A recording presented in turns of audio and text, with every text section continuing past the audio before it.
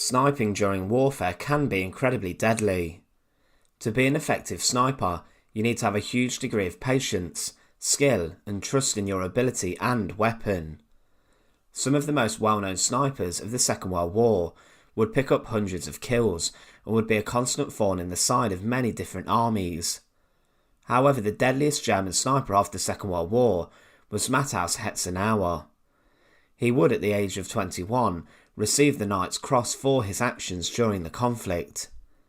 Hetzenauer is credited with having an unbelievable 345 different kills during the conflict, serving with the 3rd Mountain Division. Join us today as we look at the deadliest German sniper of World War II, Matthäus Hetzenauer, and remember to support our channel. Please make sure to subscribe. Matthäus Hetzenauer grew up in an alpine part of Austria and was born on the 23rd of December 1924.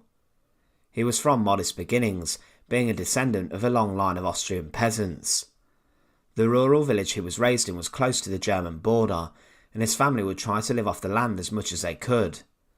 Matthäus's father was a brilliant hunter, shooting deer, moose and turkey for all of the family to eat.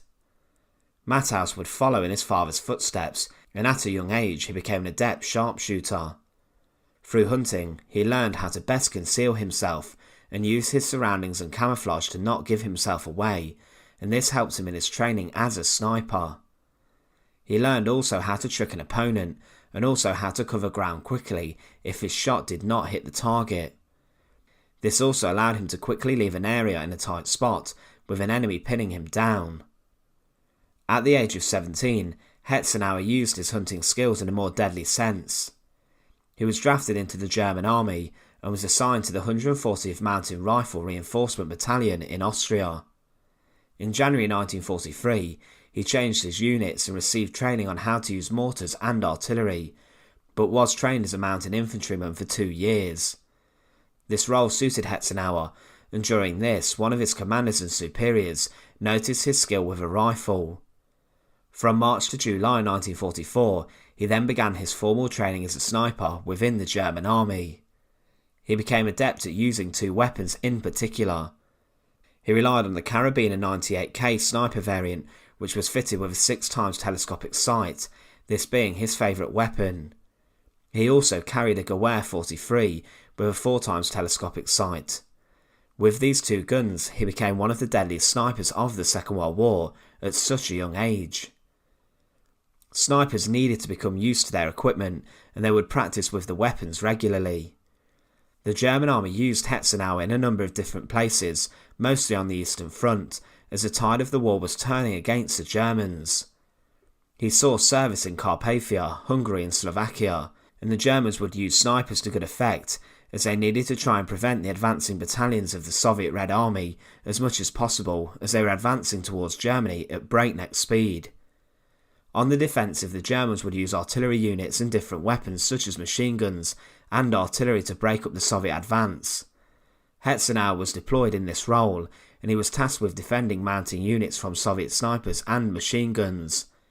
He would need to think quick against Soviet snipers and would be gripped by a number of different sniping duels. On a daily basis, the German mountain brigades and regiments would face constant barrages from Soviet artillery, and it would be Hetzenauer's task to try and slow down the advances. He would choose to shoot Soviet commanders and unit leaders and machine gunners. He would also sometimes work through enemy lines, shooting targets to get close to a commanding officer, to then inflict damage in the hierarchy of a unit. Sniping during World War II was often a rather slow and patient art, and it was sometimes a game of chess. Hetzenauer would bide his time, taking out lower ranks in order to get a prize shot on the commanding officers. He said, "I had to shoot at enemy's commanders and gunners because our own forces would have been too weak in numbers and ammunition without this support." As mentioned, he would have to be incredibly patient, and for hours would sometimes lay in the snow and frozen terrain in camouflage before he waited for that one moment where he would get a shot away. He was very aware of his surroundings as well, knowing that he could easily give away his position with poor decisions. He also realised he could easily be hunted by a Soviet marksman. It was during his efforts on the Eastern Front that he would in particular make an incredibly long-range kill, hitting a target at a distance of around 1,200 yards. During his time in service with the German army, he recorded 345 confirmed kills between August 1944 and May 1945. On average, this means that he scored a kill at a rate of over one a day, and all of his kills would occur within these 10 months of service. Hetzenauer holds the record for being the most successful German sniper of the Second World War. He was the deadliest Nazi sniper, and for this was rewarded with the Iron Cross First Class and Second Class due to his impressive statistics.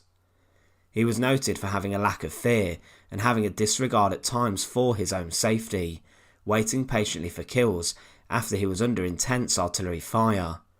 So as he laid prone in cover, Hetzenauer would be regularly shelled and explosives would be going off all around him. He demonstrated immense bravery during these episodes. Hetzenauer also received a number of other campaign medals and awards, such as the Close Combat Bar in gold, the Infantry Assault Badge in silver, the Black Wound Badge, the German Cross in gold, and the Gold Sniping Badge.